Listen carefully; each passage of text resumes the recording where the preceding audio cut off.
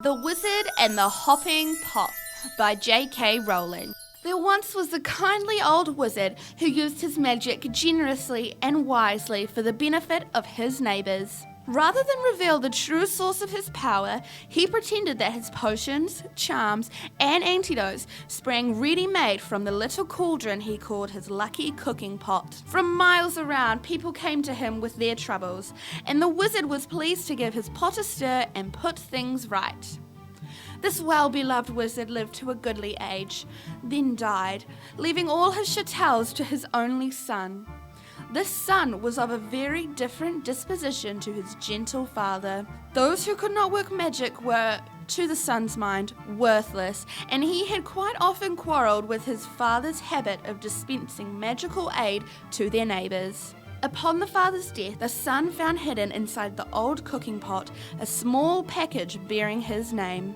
He opened it, hoping for gold, but found instead a soft, thick slipper, much too small to wear, and with no peer.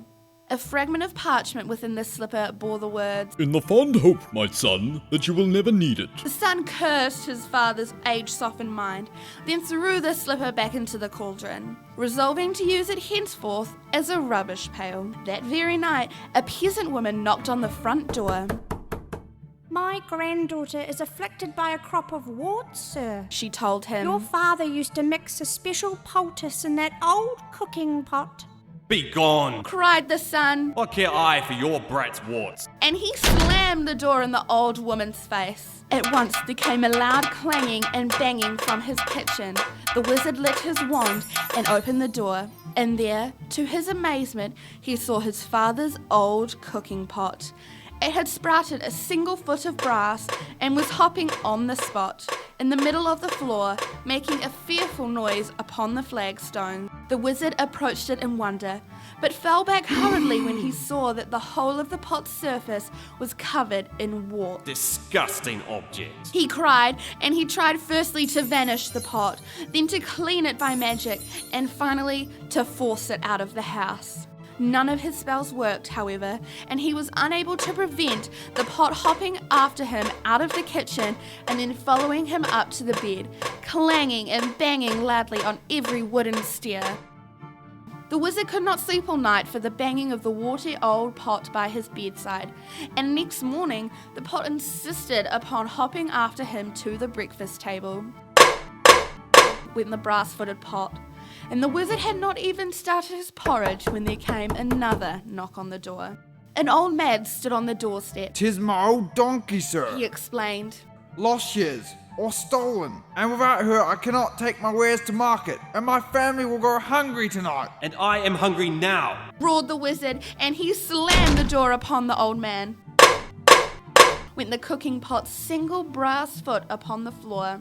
But now its clamour was mixed with the brays of a donkey, and the human groans of hunger echoing from the depths of the pot. Be still! Be silent! Shrieked the wizard, but not all his magical powers could quieten the warty pot, which hopped by its heels all day, braying and groaning and clanging, no matter where he went or what he did. That evening there came a third knock upon the door, and there, on the threshold, stood a young woman, sobbing as though her heart would break. "My baby is grievously ill," She said. "Won't you please help us? Your father bade me come if troubled." But the wizard slammed the door on her, and now the tormenting pot filled to the brim with salt water and slopped tears all over the floor as it hopped and brayed and groaned and sprouted more warts. Though no more villagers came to seek help at the wizard's cottage for the rest of the week, the pot kept him informed of their many ills. Within a few days, it was not only braying and groaning and slopping and hopping and sprouting warts, it was also choking and reaching, crying like a baby, whining like a dog, and spewing out bad cheese and sour milk and a plague of hungry slugs.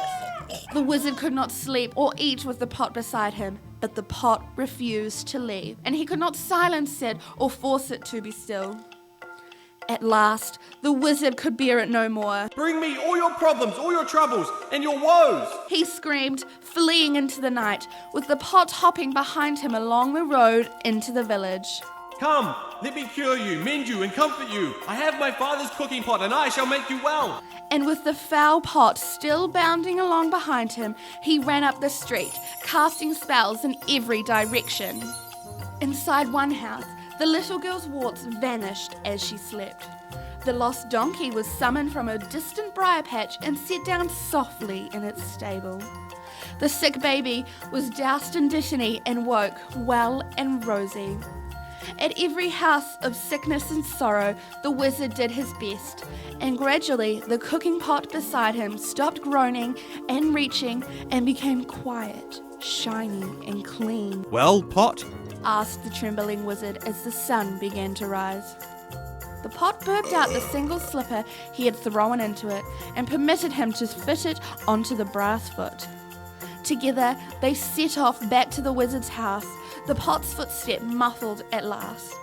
But from that day forward, the wizard helped the villagers, like his father before him, lest the pot cast off its slipper and began to hop once more.